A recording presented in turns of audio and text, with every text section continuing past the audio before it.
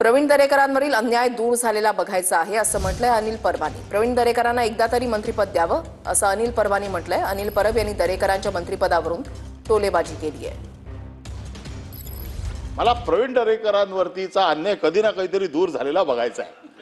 माझं अजून ते स्वप्न पूर्ण होत नाहीये। ज्या दिवशी ते स्वप्न माझं पूर्ण होईल, आता देखील पुढच्या काही दिवसात मी एक स्वप्न बघतोय, होईल होईल होईल, पण सायला ते झालीतले शुक्राचार्य कोण बसलेत ना ते कळत नाहीयेत। पाणी जाळत असं अडतं ना त्याचं पाणी। आणि एक मित्र म्हणून मला फार कधी कधी वाईट वाटतं की अशा, मी त्यांना फार जवळनं ओळखतो कारण मी आणि ते शिवसेनेत एकत्र काम करत होतो। हाडाचा कार्यकर्ता फक्त तुम्ही ह्या गोष्टीसाठी वापरताय। बघा, मी पण हाडाचा कार्यकर्ता होतो, पण मला माझ्या पक्षाने एकदा तरी मंत्री बनवला, एकदा का होईना त्या खुर्चीत नेऊन बसवला।